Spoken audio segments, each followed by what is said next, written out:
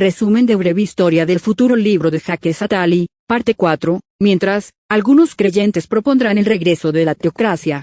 Para muchos de ellos el orden mercantil y la libertad humana son contrarios al mandato de Dios y desestabilizan la familia, principal transmisor de la fe. El cristianismo y el islam serán las principales religiones en contra del orden mercantil. En la Iglesia católica, que se opuso en principio a la razón, la ciencia y el orden mercantil, aunque al final acabó cediendo ante ellos, podrían aparecer quienes se radicalicen y se acerquen a esas posturas iniciales. Aunque habrá otros que sigan defendiendo la no violencia, la justicia y el amor. En Europa, ciertas iglesias se opondrán al mercado y a la Unión Europea. La religión volverá a la política, de la mano, especialmente, de la extrema derecha. Algunas iglesias protestantes, principalmente el evangelismo estadounidense, tendrán cada vez mayor influencia política. Según el autor, propondrán que Occidente ya no defienda los valores de la democracia, sino los del cristianismo, y podrían llevar a hacia el 2040, a una especie de dictadura teocrática. Además continuarán con su expansión entre las capas más pobres y las minorías étnicas de América Latina, África y Asia. Las iglesias evangélicas protagonizarán un fuerte enfrentamiento con el Islam en todo el mundo. Mientras, el Vaticano jugará un papel decisivo al decidirse aliarse con el Islam contra el capitalismo y enfrentarse a él. Por su parte, el Islam, aunque a juicio del autor, no es de por sí más intolerante que el resto de las religiones monoteístas. En la actualidad, casi todos los países donde la religión dominante son teocracias y dictaduras. El autor espera que, debido al crecimiento económico y a las nuevas generaciones, se potencie el lado tolerante del Islam, aunque ciertos sectores querrán combatir al cristianismo mediante la guerra. Los teólogos más radicales, como Sayyid Maududi, Sayyid Qutb Khomeini, han defendido conceptos como la única soberanía política del Corán, la persecución tanto de los infieles como de los musulmanes de otras tendencias o la guerra como arma de conversión. Muchos buscarán la construcción de imperio teocrático musulmán. Otros grupos como Al-Qaeda, de corte nihilista, solo buscarán la destrucción de Europa, el mercado o la democracia, sin ofrecer otro proyecto.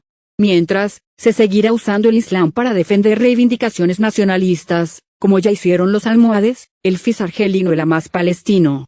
Sin embargo, la principal fuerza del Islam será la demografía. En 2020 pueden superar en número a los cristianos en el terreno del armamento, se desarrollarán nuevas armas basadas en el concepto de vigilancia, los ejércitos crearán redes para seguir movimientos sospechosos, robots terrestres y voladores explorarán el territorio enemigo y las simulaciones tendrán un papel creciente. Asimismo, bombas electrónicas podrán neutralizar el sistema de comunicaciones del enemigo. Por su parte, las armas no convencionales se extenderán cada vez más. Según el autor, en 30 años 15 países podrían tener armas atómicas, primero Irán, luego Japón y más tarde, Egipto, Turquía, Indonesia, Australia, Brasil o Arabia Saudí. Se podrían utilizar armas nucleares tácticas. Debido a la crisis energética, cada vez más países tendrán centrales nucleares civiles, lo que hará más fácil conseguir desechos radiactivos con los que construir bombas radiológicas. También se desarrollarán nuevas armas químicas, biológicas, en algunos casos diseñadas especialmente contra algunas minorías étnicas, o nanotecnológicas. Empresas privadas desarrollarán estas armas y mafias, mercenarios y guerrillas podrán acceder a ellas debido a su bajo coste. Las tácticas que utilizarán los países desarrollados serán, armarse, no solo incrementará su presupuesto de defensa, también lo harán Europa, India, China, Rusia y Japón. Aliarse, para hacer frente a unos costes en aumento. Estas naciones unirán efectivos, en algunos momentos bajo la Alianza Atlántica, en otros bajo las Naciones Unidas. Más adelante se incorporarán a la Alianza Atlántica las principales empresas privadas de mercenarios. Aislarse, hacia 2035 ante unos costes y amenazas crecientes se intentará cerrar Occidente al exterior, pero esta estrategia fracasará.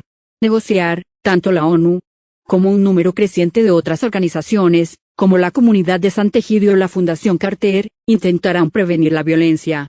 Ayudar, Occidente intentará que los países enemigos se conviertan en democracias de mercado, pero según el autor, esto solo será posible con cambios desde el interior de sus países. Disuadir, contra los estados claramente belicosos solo funcionará la disuasión. Atacar, contra los piratas que no tienen territorio que defender, solo cabrá el ataque preventivo.